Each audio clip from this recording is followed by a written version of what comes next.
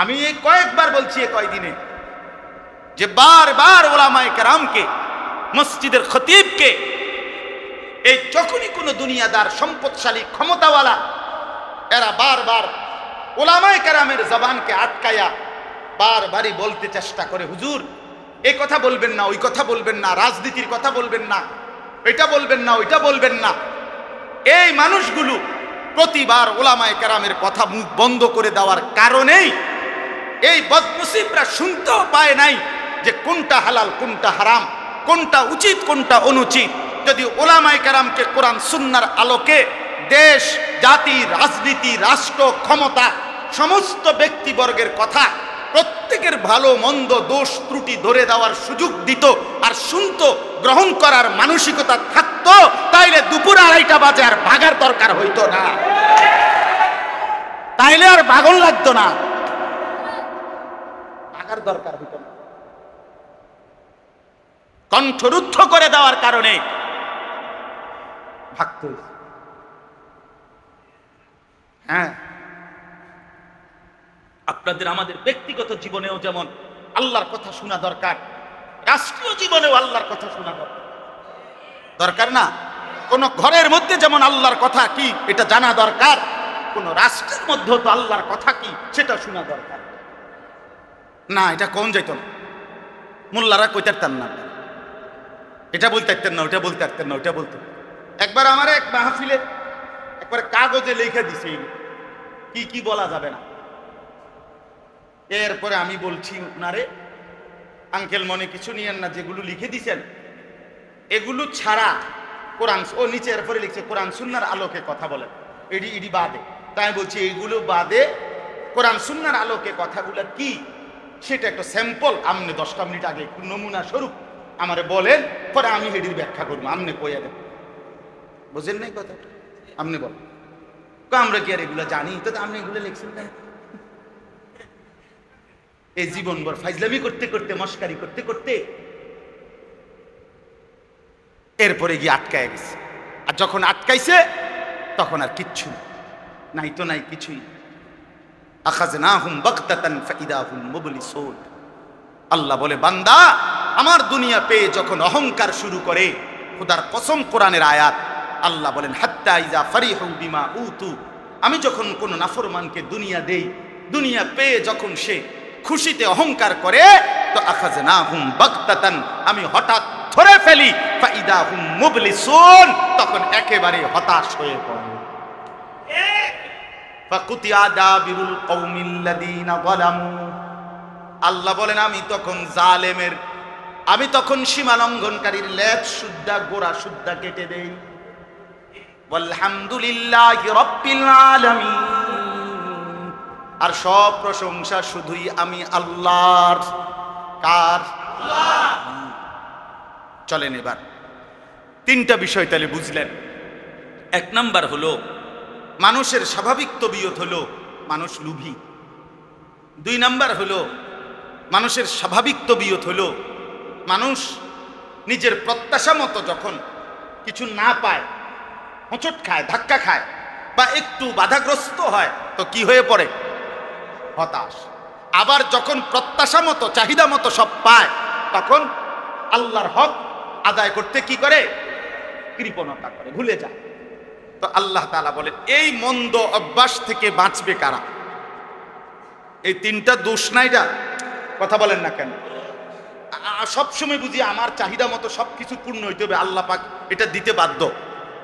আমি আজকে গমু বা বিরিয়ানি, আজ বিরিয়ানি হইতে হইবে, আজকে গমু খিচুড়ি হইতে হইব নাকি? তা হ্যাঁ, বুঝেন না?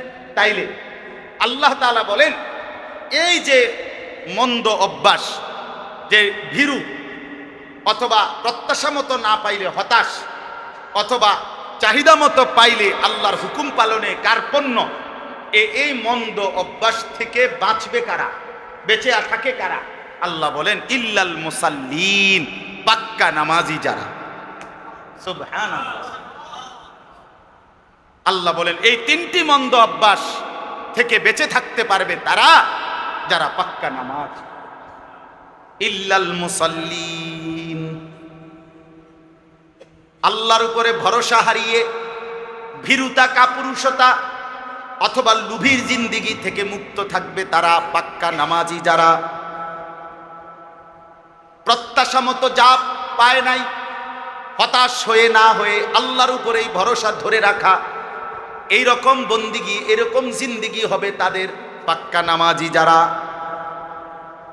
আবার সব সময় যখন যা আল্লাহর ইচ্ছায় মিলে তাতে আল্লাহর হক আল্লাহর প্রাপ্য আদায় করবে তারা পাক্কা নামাজি যারা। কথা বুঝছেন? তাহলে নামাজি বান্দা যে পূর্ণ নামাজি যে সে উভয় অবস্থাতেই বুঝে যে আমাকে আমার চাহিদা মতো যদি মিলে তাইলেও আমার আল্লাহ, আমার চাহিদা মতো যদি নাও মিলে তাও আমার আল্লাহ। আমি আমার আল্লাহর উপর থেকে ভরসা হারিয়ে নির্ভরতা হারিয়ে আমি দুনিয়া নিজের দায়িত্বে নিয়া নিজের সংসার পরিবার ঘর ফ্যামিলি ছেলে মেয়ে দেশ কোনো কিছুতেই আমি আমার সমাধান করতে পারবো না। ওয়া ইয়্যাকা নাস্তাঈন, আল্লাহ বান্দাকে শিখাইছে বান্দা 5 ওয়াক্ত বলবা যে আল্লাহ আপনার কাছেই সাহায্য প্রার্থনা করি। কার কাছে? এই নামাজ। নামাজের মধ্যে এই সিফাত আসে।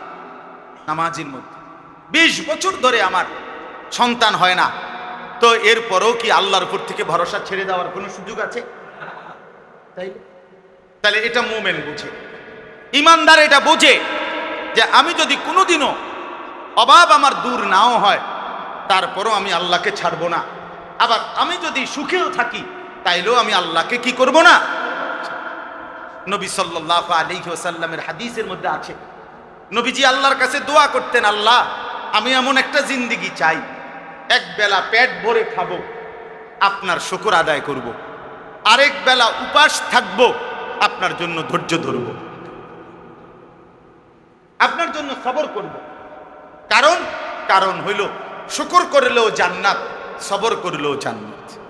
বান্দা যদি পেয়ে শুকর করে তাইলে কি জান্নাত, বান্দা যদি না পেয়ে সবর করে তাইলেও কি জান্নাত। আল্লাহর থেকে তো ছেড়ে দেওয়ার সুযোগ নেই, আল্লাহর কাছ থেকে নিজেকে মুক্ত রাখার তো সুরত নাই ভাইয়া। তার হিসাব হইল এটা। আরে বেড়াই হুজুরের ইতান কথা লইয়া বইয়া থাকলে বুঝি সংসার চলবে। হ্যাঁ হ্যাঁ মিয়া হুজুর মিয়া সবকিছুর মধ্যে মিয়া কোরআন কিতাব আইয়া লাগাই দেন, এমন বেয়াদব আছে না? কথা বলেন না কেন? যে ধমক মারে, হ্যাঁ হুজুর সবকিছুর লগে মিয়া আইয়া কোরআন কিতাব লাগাইয়া দেন আপনারা। হ্যাঁ আপনার হুজুর গো যন্ত্রণার মধ্যে কারণে চলা যায় না। এটা একটা বিয়ের অনুষ্ঠান, খোলা পায়নি কিছু ফুর্তি করবে আনন্দ করবে, আপনারা এনে আইও শরীয়ত লইয়া ব্যস্ত। কত বড় গাদ্দার, কত বড় নাফরমান। কি কইলিটা কি বললিটা কি? একটা বয়স্ক মানুষ, একজন 50 বছরের বয়স্ক মুসলমান, তুমি কেমনে এত বড় কথা বলতে পারলা যে মুসলমানের বিয়ে, তার মধ্যে কোনো দিন নাই, এখানে আল্লাহর কোনো বিধান নাই? কথা বলেন না, কোনো বিধান নাই তো বিয়ে তো আল্লাহর হুকুম। ফানকিহু, আল্লাহ তাআলা বলছে তোমরা বিবাহ করো। নবীজি বলছে বিয়ে আমার সুন্নাত, আর নিকাহু মিন সুন্নতি। মানে একটা উদাহরণ দিলাম আর কি। তাহলে বিয়ে আল্লাহর হুকুম, বিয়ে নবীর সুন্নত। যেটা আল্লাহর হুকুম সেটা কি ইবাদত না? কথা বলে, যেটা নবীর সুন্নত এটা কি ইবাদত না? তো তাহলে ইবাদত আল্লাহ এবং তার রসুলের পন্থায় হবে না আমাদের মন মতো হবে? তো তাহলে আমাদের বিয়ের অনুষ্ঠান আমাদের মন মতো হচ্ছে কেন? গায়ে হলুদ আল্লাহ এবং রসুলের কোন সুন্নাত? 70,000 টাকার গেট, একই হাইয়েসের মধ্যে বেড়া বেড়ি এক লোকে 4টা বইউন্ডা দেখি তা, একই প্যান্ডেলের ভিতরে বেটা বেটি একসাথে খায়, হাসি রসিকতা, পুরা বাড়ির মহিলাগুলো অসভ্য বেপর্দা বেহায়া নারী ছেড়ে দিছে মনে হয় যেন সবাই সবার ঘর থেকে, যে আজকে বিয়ে, আজকে কোনো শরীয়ত নাই, আজকে কোনো দিন নাই, আজকে কোনো আল্লাহর হুকুমের কোনো তোয়াক্কা নাই, যার যেভাবে মন চায় ছবি উঠাও, ভিডিও করো, বেড়া বেড়ি ফুলা মাইয়া মেয়েরে জেনে সাজায়, সেখানে ছেলে গিয়ে ভিডিও করতেছে, ছবি উঠতেছে, হাসি রসিকতা ঠাট্টা মস্কারি, শালা দুলাভাই শালি দুলাভাই, বাহ তামাশা। আর ওই বুড়া মিয়া, ওই ছেলের বাবা মেয়ের বাবা, এই এরা ফিকির শুধু দৌড়াইতে আছে, ভাতে নি কোনো শর্ট খায়, গোস্ত নি কোনো টান খায়, দইয়ে নি কোনো কষ্ট হইয়া যায়, সালাদ নি না হয়ে শেষ হইয়া যায়, কারণ যেই পরিমাণ নাফরমান আল্লাহর নাফরমানি করতেছে, ভাত তো বেশি লাগবে,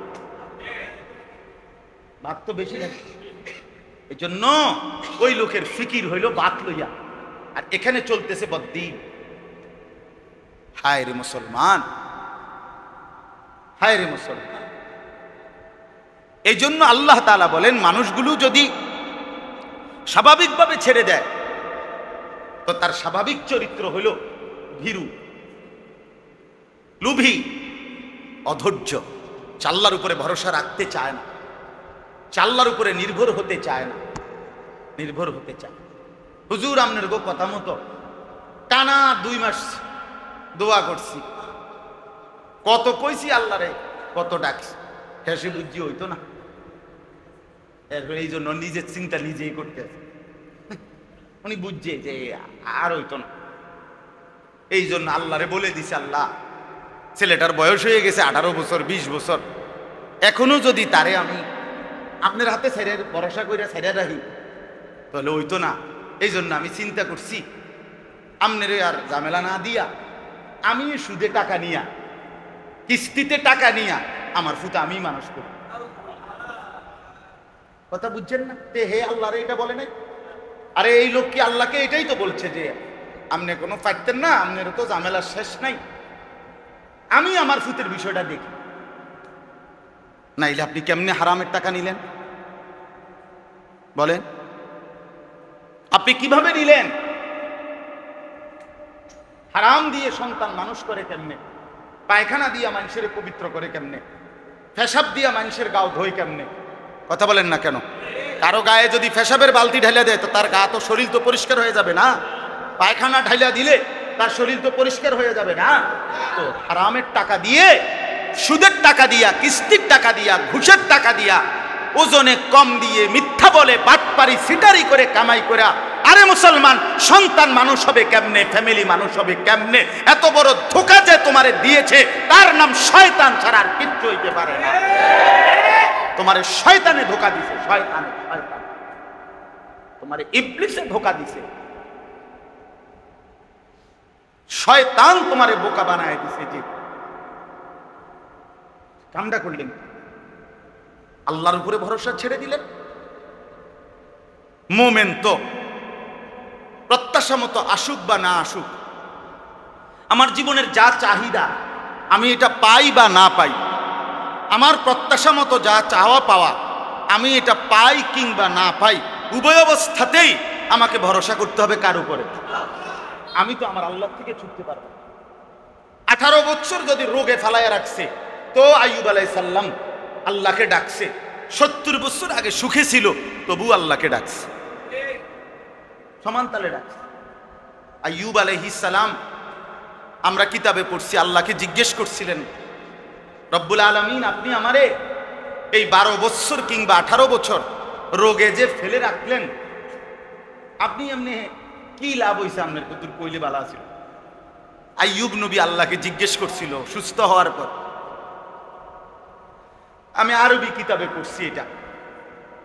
তো আল্লাহ তাআলা বললেন, আইয়ুব 70 বছর তুমি আমারে সুস্থ অবস্থায় ছিলা যখন আমারে খুব ডাকছো, আমি তোমার উপরে নারাজ না, তুমি আমার বন্দিগি, আমার জিকির সবই ঠিক মতোই করছো, আমি নারাজ হয়ে তোমারে শাস্তি দেই নাই, বরং 12 বছর কিংবা 18 বছর তোমাকে রোগে ফেলে রাখলাম, এই সময়ও তুমি আমারে সমান তালে ডাকছো, আমার বন্দিগি ছাড়ো নাই।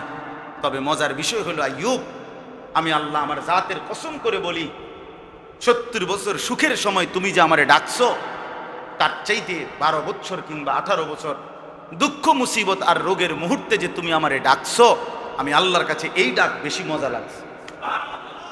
বেদনা ভরা ডাক, আঁসু ভরা ডাক, চোখের পানি ঝরানো ডাক আমার কাছে বড় মায়া লাগতো।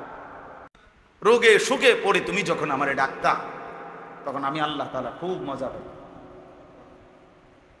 তো আল্লাহ তাআলা বলেন, ইন্নাল ইনসানা খুলিকা হালুআ, মানুষগুলোর স্বাভাবিক চরিত্র হলো মানুষ ভীরু, মানুষ লোভী, মানুষ অধৈর্য, অল্পতেই আল্লাহর উপর থেকে ভরসা সরিয়ে ফেলে, আল্লাহর উপর থেকে নির্ভরতা হারিয়ে ফেলে। হাদিসের মধ্যে আছে, আল্লাহ নবী সাল্লাল্লাহু আলাইহি সাল্লাম বলেন, ওয়াল্লাহি লা ইয়াহমিলান্নাকুম ইস্তিবতাউর রিজক ফি মাআসিল্লাহ। নবীজি বলেন, শোনো বান্দা উম্মত, আল্লাহর কসম করে বলি, তোমাদের উপরে আল্লাহর দেওয়া রিজিক, আল্লাহর পক্ষ থেকে যা কিছু বৈধ হালাল বরাদ্দ, ওইটা দেরিতে আসতেছে বলে, দেরি হচ্ছে বলে তোমরা আল্লাহর নাফরমানি গুনাহে লিপ্ত হয়ে যেও, লিপ্ত হয়ে যেও। কেন? নবীজি বলেন, ফাইন্নাহু লা ইয়ামুতা নাফসান হাত্তা তাস্তাকমিলা রিজকাহা। কেন? শোনো, নিশ্চয়ই কোনো মানুষ, কোনো আত্মা মরবে না তার জন্য বরাদ্দকৃত রিজিক পূর্ণ না করবে। তার জন্য বরাদ্দকৃত রিজিক আসবে, কোনো সন্দেহ নেই, কোনো সন্দেহ নেই। এই জন্য আল্লাহ তাআলা বলেন, মানুষের স্বাভাবিক চরিত্র হইল মানুষ ভীরু, মানুষ লোভী, মানুষ অধৈর্য। এবার আল্লাহ বলেন কেমন মানুষ? আরেকটা হলো ইদা মাসসাহু শাররু জাজুআ। যখনই একটু সব কিছু ঠিক মতো চলতেছে, সুস্থ স্বাভাবিক, কামাই রোজগারি আছে, সব কিছু ঠিকঠাক, কিন্তু যখনই আমি কখনো মাঝে মধ্যে একটু মুসিবত দেই, তার মধ্যে কোনো মুসিবত আসে, রোগ শোক পেরেশানি, আর্থিক অনটন, অথবা ব্যবসা মন্দা ইত্যাদি কোনো কিছু একটু বিপদ মুসিবত পেরেশানি দেই, আল্লাহ তাআলা বলেন 10 বছর পরেও, 3 বছর পরেও, 6 বছর পরেও যদি একটু মুসিবত দেই, পেরেশানি দেই, এক কথায় জাজুআ, নিরাশ হয়ে পড়ে, হতাশ হয়ে পড়ে, শেষ, আমি শেষ, আমি শেষ। কি সে ভাই, আপনি কিতা শেষ কিতা? কইেন নাও ভাই, কি সে কোন কইতাম না, আপনি কোন বলবে যে ওই যে একবার, আজ থেকে 3 বছর আগে একবার সাংঘাতিক জ্বর উঠছিল, 1 সপ্তাহ জ্বর আসছিল, এই জ্বর আবার ফিরে আসছে আজকে 3 বছর। এই আজকে 3 বছর পরে আবার জ্বর আবার আইলো কেন? এটা অন্যায় হয়ে গেছে।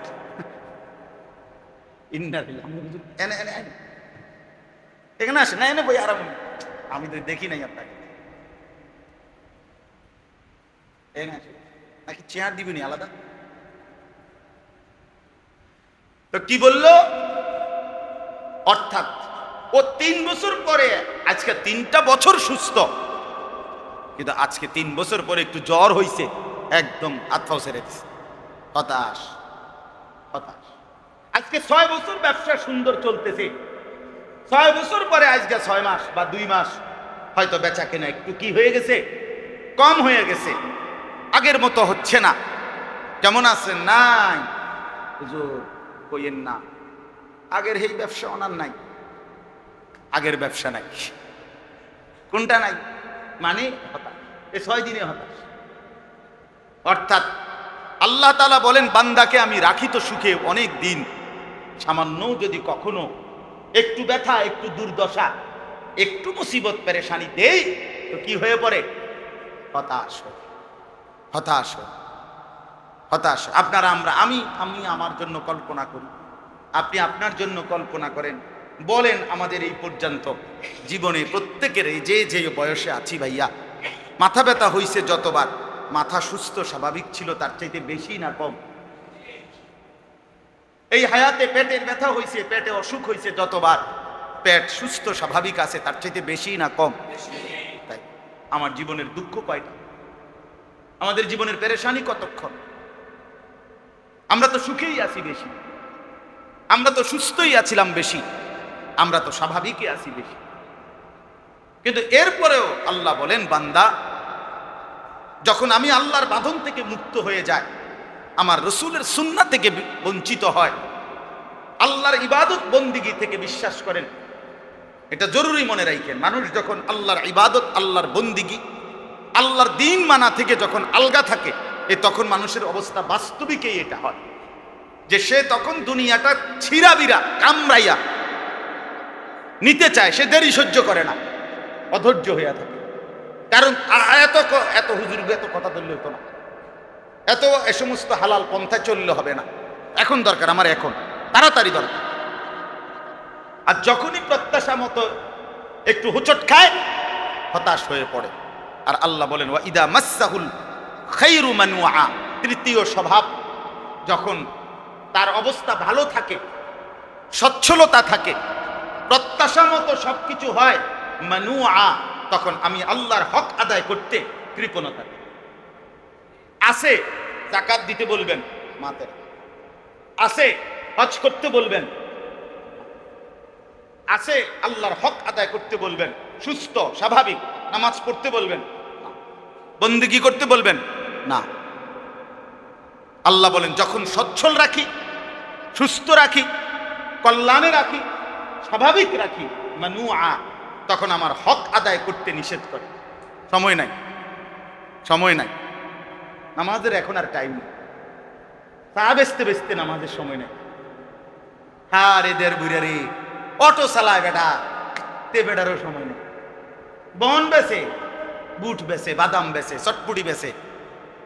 হাই মুসলমান, এই নাফরমানো দিনের পর দিন একটা সেজদা দেয় না, একটা ওয়াক্ত নামাজ পড়ে না। কারণ ওই যে সুখে আছে, যে কথা বোঝেন নাই কথাটা, রোগ নাই, যে কোনো পেরেশানি নাই, এই কারণে, এই কারণে ওয়াইদা মাসসাহুল খায়রু মানুআ, এই যে ছেলেরা দেখেন সুস্থ স্বাভাবিক, মাথার চুল থেকে পায়ের নখ পর্যন্ত সবকিছু ঠিক আছে, হাত পাও শরীর অঙ্গ প্রত্যঙ্গ একদম সুস্থ, মানুষের যৌবন, মানুষের কুওয়াত।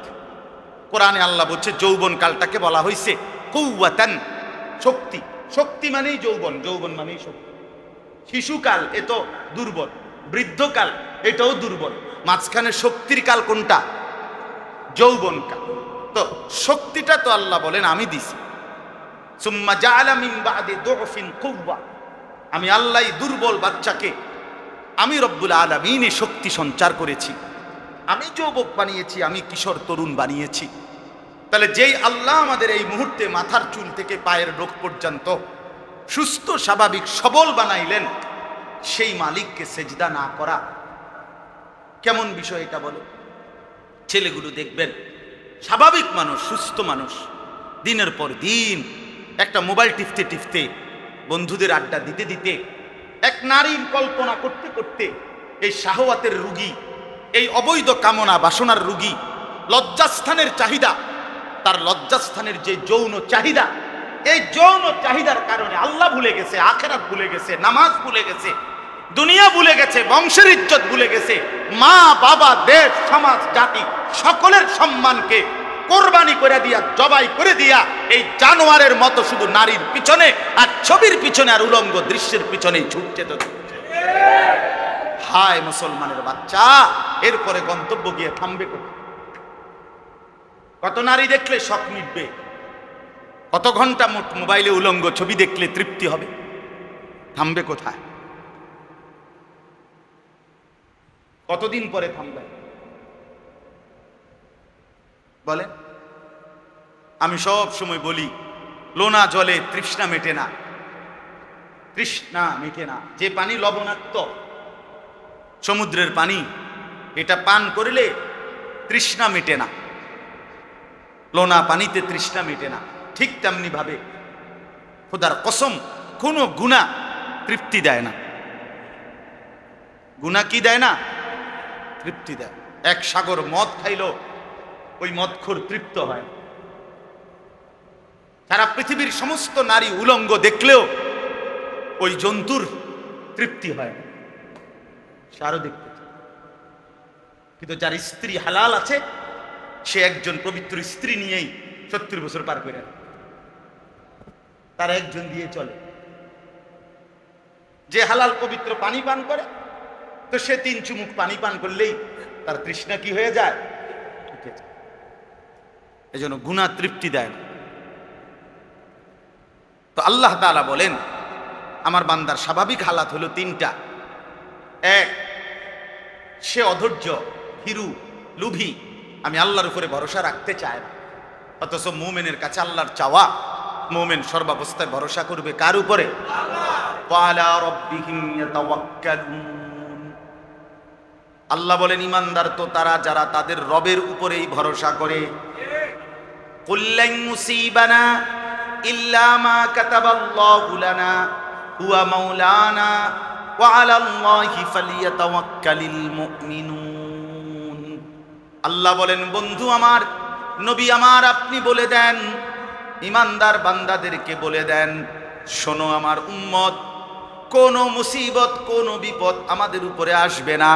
আসবে কেবল সেইটাই যা আল্লাহ আমাদের জন্য লিখে রেখেছেন। আল্লাহই আমাদের অভিভাবক। ওয়া আলাল্লাহি ফালিয়াতাওয়াক্কালিল মুমিনুন। আল্লাহর উপরেই মুমিনের ভরসা করা উচিত। কার উপরে? আল্লাহর উপরেই, আল্লাহর উপরেই। এজন্য মুমিন মানে আল্লাহর উপরে ভরসা করবে।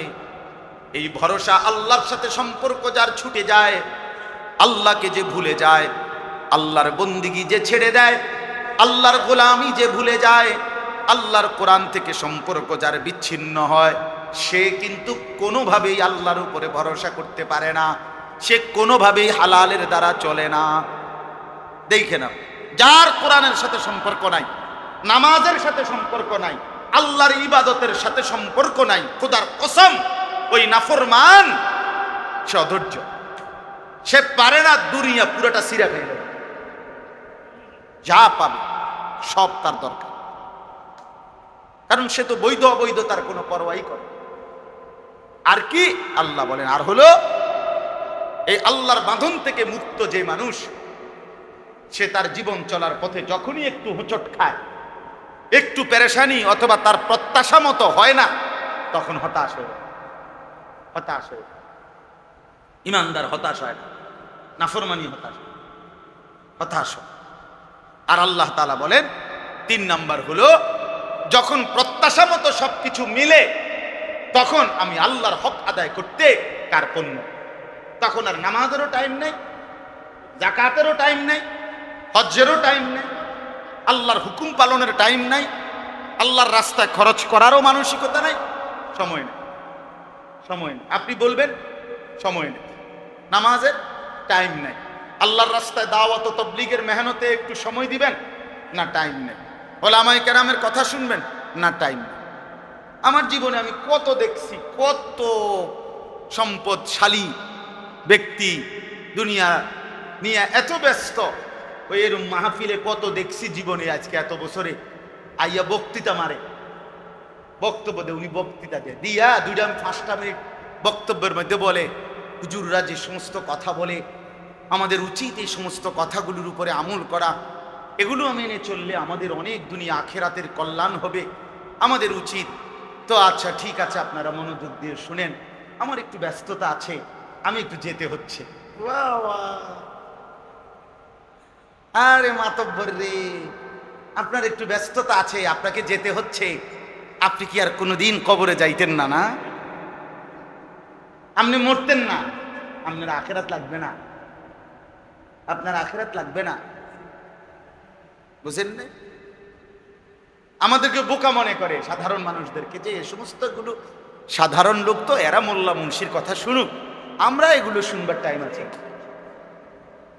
আমি এই কয়েকবার বলছি এই কয়দিনে, যে বারবার ওলামায়ে কেরামকে, মসজিদের খতিবকে, এই যখনই কোনো দুনিয়াদার, সম্পদশালী, ক্ষমতাওয়ালা, এরা বারবার ওলামায়ে কেরামের জবানকে আটকায়া বারবারই বলতে চেষ্টা করে, হুজুর এই কথা বলবেন না, ওই কথা বলবেন না, রাজনীতির কথা বলবেন না, এটা বলবেন না, ওইটা বলবেন না। এই মানুষগুলো প্রতিবার ওলামায়ে কেরামের কথা মুখ বন্ধ করে দেওয়ার কারণেই এই বদনসিবরা শুনতেও পায় নাই যে কোনটা হালাল, কোনটা হারাম, কোনটা উচিত, কোনটা অনুচিত।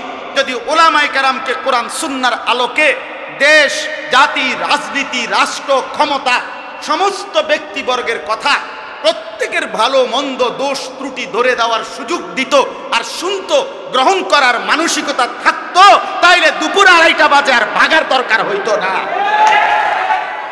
তাইলে আর ভাগন লাগতো না, ভাগার দরকার হইতো না। কণ্ঠরুদ্ধ করে দেওয়ার কারণে ভাগতে হয়েছে। হ্যাঁ, আপনাদের আমাদের ব্যক্তিগত জীবনেও যেমন আল্লাহর কথা শোনা দরকার, রাষ্ট্রীয় জীবনেও আল্লাহর কথা শোনা দরকার না? কোন ঘরের মধ্যে যেমন আল্লাহর কথা কি এটা জানা দরকার, কোন রাষ্ট্রের মধ্যে তো আল্লাহর কথা কি সেটা শোনা দরকার না। এটা কোন যাইত না, মোল্লারা কইতে পারতেন না, এটা বলতে পারতেন না, ওটা বলতে পারতেন না, ওটা বলতে। একবার আমার এক মাহফিলে একবার কাগজে লিখে দিছে কি কি বলা যাবে না। এরপরে আমি বলছি উনারে, আঙ্কেল মনে কিছু নিয়েন না, যেগুলো লিখে দিছেন এগুলো ছাড়া কোরআন, ও নিচে এরপরে লিখছে কোরআন সুন্নাহর আলোকে কথা বলেন, এডি বাদে। তাই বলছি এইগুলো বাদে কোরআন সুন্নাহর আলোকে কথাগুলো কি সেটা একটা স্যাম্পল আপনি 10টা মিনিট আগে একটু নমুনা স্বরূপ আমারে বলেন, পরে আমি এটির ব্যাখ্যা করবো, আপনি কইয়া দেন। বুঝেন নাই কথা? আপনি বলেন, আমরা কি আর এগুলো জানি? তো আপনি এগুলো লিখছেন কেন? এই জীবনভর ফাইজলামি করতে করতে, মস্কারি করতে করতে এরপরে গিয়ে আটকায় গেছে। আর যখন আটকাইছে তখন আর কিচ্ছু নাই, তো নাই কিছুই। আখাযনাহুম বাগতাতান ফাইদা হুম মুবলিসুন। আল্লাহ বলে, বান্দা আমার দুনিয়া পেয়ে যখন অহংকার শুরু করে, খোদার কসম কোরআনের আয়াত, আল্লাহ বলেন হাত্তা ইযা ফারিহু বিমা উতু, আমি যখন কোন নাফরমানকে দুনিয়া দেই, দুনিয়া পেয়ে যখন সে খুশিতে অহংকার করে, তো আখাযনাহুম বাগতাতান, আমি হঠাৎ ধরে ফেলি, ফাইদা হুম মুবলিসুন, তখন একেবারে হতাশ হয়ে পড়ে।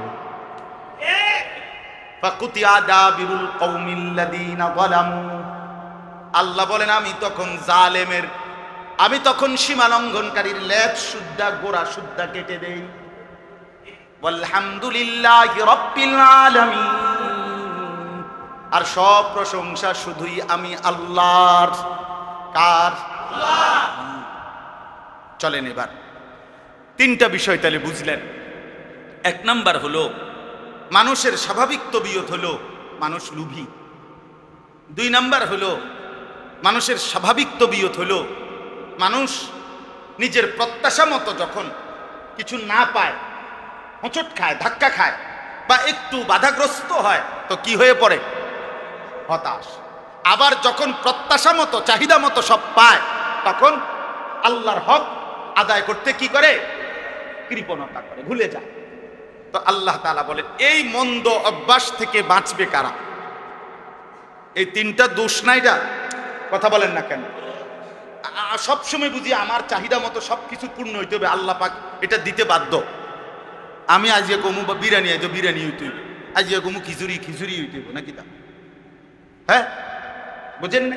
তাইলে আল্লাহ তাআলা বলেন এই যে মন্দ অভ্যাস, যে ভীরু, অথবা প্রত্যাশা মতো না পাইলে হতাশ, অথবা চাহিদা মতো পাইলে আল্লাহর হুকুম পালনে কার্পণ্য, এই মন্দ অভ্যাস থেকে বাঁচবে কারা? বেঁচে থাকে কারা? আল্লাহ বলেন ইল্লাল মুসাল্লিন, পাক্কা নামাজি যারা। সুবহানাল্লাহ। আল্লাহ বলেন এই 3টি মন্দ অভ্যাস থেকে বেঁচে থাকতে পারবে তারা যারা পাক্কা নামাজ। ইল্লাল মুসাল্লিন, আল্লাহর উপরে ভরসা হারিয়ে ভীরুতা, কাপুরুষতা অথবা লুভির জিন্দিগি থেকে মুক্ত থাকবে তারা পাক্কা নামাজি যারা। প্রত্যাশা মতো যা পায় নাই, হতাশ হয়ে না হয়ে আল্লাহর উপরেই ভরসা ধরে রাখা, এই রকম বন্দিগি, এরকম জিন্দিগি হবে তাদের পাক্কা নামাজি যারা। আবার সব সময় যখন যা আল্লাহর ইচ্ছায় মিলে তাতে আল্লাহর হক, আল্লাহর প্রাপ্য আদায় করবে তারা পাক্কা নামাজি যারা। কথা বুঝছেন? তাহলে নামাজি বান্দা যে, পূর্ণ নামাজি যে, সে উভয় অবস্থাতেই বুঝে যে আমাকে আমার চাহিদা মতো যদি মিলে তাইলেও আমার আল্লাহ, আমার চাহিদা মতো যদি নাও মিলে তাও আমার আল্লাহ। আমি আমার আল্লাহর উপর থেকে ভরসা হারিয়ে, নির্ভরতা হারিয়ে আমি দুনিয়া নিজের দায়িত্বে নিয়ে নিজের সংসার, পরিবার, ঘর, ফ্যামিলি, ছেলে মেয়ে, দেশ, কোনো কিছুতেই আমি আমার সমাধান করতে পারবো না। ওয়া ইয়্যাকা নাস্তাঈন, আল্লাহ বান্দাকে শিখাইছে, বান্দা 5 ওয়াক্ত বলবা যে আল্লাহ আপনার কাছেই সাহায্য প্রার্থনা করি। কার কাছে? এই নামাজি। নামাজির মধ্যে এই সিফাত আসে। নামাজির মধ্যে 20 বছর ধরে আমার সন্তান হয় না, তো এরপরেও কি আল্লাহর উপর থেকে ভরসা ছেড়ে দেওয়ার কোনো সুযোগ আছে? তাহলে এটা মুমিন বুঝে, ইমানদার এটা বোঝে যে আমি যদি কোনোদিনও অভাব আমার দূর নাও হয়, তারপরও আমি আল্লাহকে ছাড়বো না। আবার আমি যদি সুখেও থাকি, তাইলেও আমি আল্লাহকে কি করব না। নবী সাল্লাল্লাহু আলাইহি ওয়াসাল্লামের হাদিসের মধ্যে আছে, নবীজি আল্লাহর কাছে দোয়া করতেন, আল্লাহ আমি এমন একটা জিন্দেগি চাই, এক বেলা পেট ভরে খাবো, আপনার শুকর আদায় করব, আরেক বেলা উপাস থাকবো, আপনার জন্য ধৈর্য ধরব, আপনার জন্য সবর করব। কারণ হইল শুকর করলেও জান্নাত, সবর করলেও জান্নাত। বান্দা যদি পেয়ে শুকর করে তাইলে কি জান্নাত, বান্দা যদি না পেয়ে সবর করে তাইলেও কি জান্নাত। আল্লাহ থেকে তো ছেড়ে দেওয়ার সুযোগ নেই, আল্লাহর কাছ থেকে নিজেকে মুক্ত রাখার তো সুরত নাই ভাইয়া আমার বাপ। এই যে কয়জন মুসল্লি আমরা আজকে বসলাম,